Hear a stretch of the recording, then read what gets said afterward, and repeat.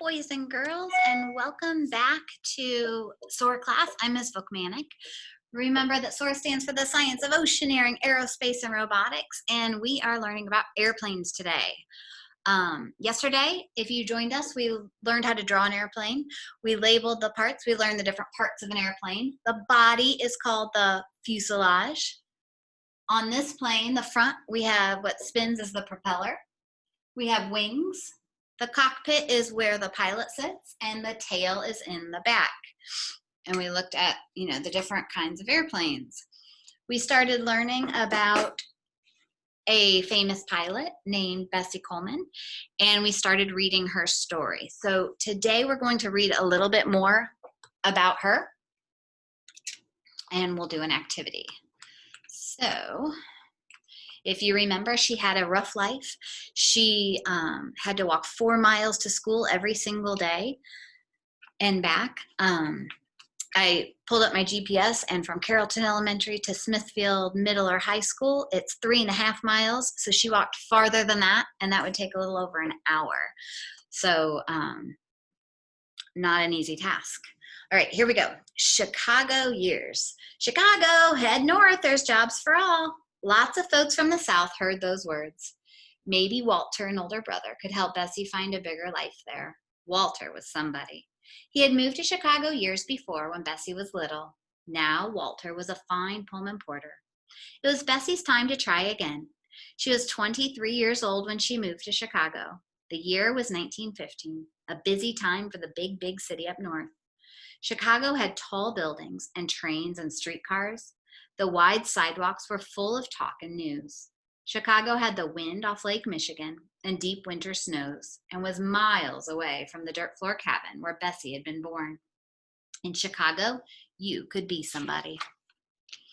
Now, Bessie needed a job. There were many barber shops in South Chicago, and most of them had a manicurist. Bessie knew she could learn how to trim and file nails. It was a lot easier than picking cotton.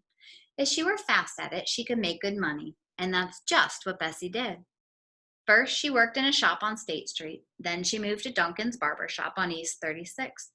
While Bessie clipped and filed nails, she listened to Chicago baseball talk and the deep voices and stories of men.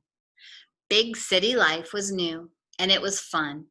Bessie was still a reader. Every day she read the pages of the Chicago Defender, a newspaper for her people published by Robert Abbott. Robert Abbott was somebody, and his work was news. Bessie wrote letters of her life in Chicago back to Texas. Soon the rest of the Coleman family moved north to the big, windy city. In the fall of 1919, which is a little over 100 years ago, Duncan's was abuzz with the stories of soldiers who had fought in the trenches of France. Bessie's brothers, Walter and John, had served in that war too. Now they were back in Chicago, home safe and sound from the battles of World War I. Bessie Coleman was a good listener, and she filed and buffed her customers' nails near the front windows of the shop. Bessie heard tales of French women who could fly airplanes. John Coleman told Bessie, "Those French lady pilots, they are somebody." Off to France. From then on, Bessie wanted to fly. The pilots and aviators in Abbott's Chicago Defender led exciting lives. If they could learn to fly, so could she. All she needed was a good teacher. But Bessie was a woman with dark skin, and she didn't have much money. The only pilots in Chicago were men, white men. Not one of them would teach her to fly a plane. But Bessie Coleman, who had walked 4 miles to school and back to learn her numbers, who had walked 5 miles and back to earn money, didn't give up her plan to learn how to fly. Someday, she would be a somebody on Chicago's South Side. Robert Abbott would know a teacher. Robert Abbott was the man to see. "You can learn to fly in France," Abbott told Bessie. "If you earn some money and learn to speak French, I'll help you find a flying school." Bessie worked and saved and worked. One day, she placed a toy airplane made by a neighborhood boy in the window of Duncan's barber shop. Bessie Coleman told herself, "Someday, I'll be a pilot. Small step by small step." To make better wages, Bessie left the barbershop to work in a chili restaurant. Now that she had more money to put in the bank, Bessie signed up to take French classes on Michigan Avenue. Bonjour, au revoir, c'est la vie. Bessie said the new French words over and over in her kitchen as she cooked for her nieces and nephews. She was the favorite aunt who let them play records on her wind-up Victrola. She even gave them money for movies. Young Arthur and Marion and the other Coleman cousins thought their Aunt Bessie was the best aunt in town. On a November day in 1920, Bessie boarded the SS Emperor from a New York City pier and sailed for France. She had her passport in her pocket and some money from her friend Robert Abbott. Bessie Coleman was 28 years old. In a small town near the Somme River, two Frenchmen ran a famous flying school. Yes, they would teach Bessie how to fly. For 7 months in a country far from the cotton fields of Texas, Bessie walked 9 miles to the airfield and 9 miles home to the village of Rue. She had no friends to help her, no family, but she wanted to learn to fly. And fly she did. Just like the pilots in the news stories of the Chicago Defender, just like the pilots in the United States who were men and who were white, Bessie Coleman learned the same skills that they knew, with courage in her heart. Now Bessie knew all the words in French and in English for the parts of the small plane she was learning to fly. Cockpit, rudder bar, stick, and struts. She heard the stories about other pilots who crashed their fragile planes, who sometimes lost their lives. But still, she kept walking those long miles to the airfield. 9 miles to her French biplane, whose wings were made of cloth, and 9 miles back to her room in Rue. She would fly high and be somebody, and tell the others of her race that they could do the same thing too. On June 15th, 1921, Bessie Coleman put an important piece of paper in her pocket. An international license to fly. It was the very best license to have. With it, Bessie could fly anywhere in the world. No one could ever tell her that she couldn't fly.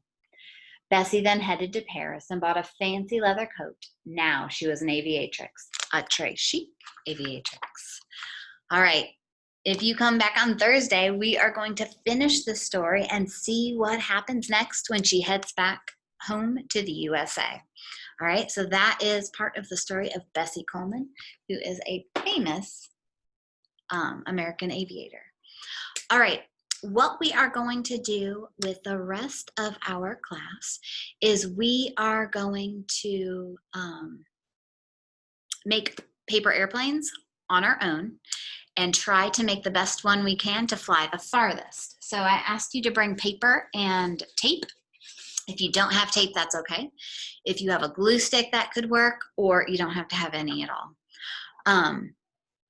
I'm not going to give you specific directions on how to make a plane today, but if you come back on Thursday, I will show you some specific designs for paper airplanes that fly really well.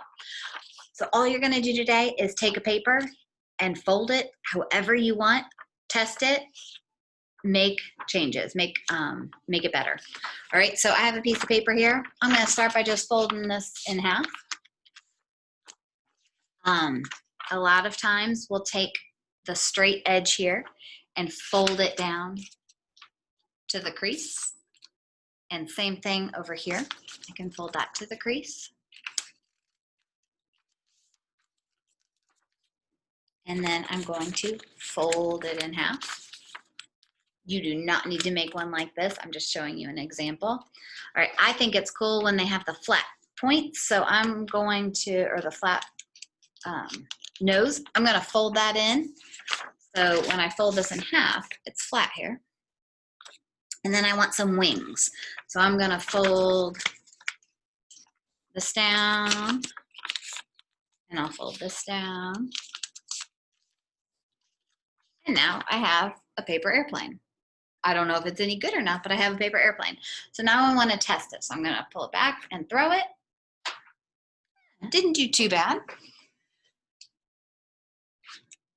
But I want to see if I can make it even better. So what if I unfold this nose and make it pointed? So maybe it'll cut through the air faster or better. I'm going to test it again. That kind of make it worse. So maybe I'll fold that back in. And maybe I'll change my wings. Maybe I'll fold it up a little bit.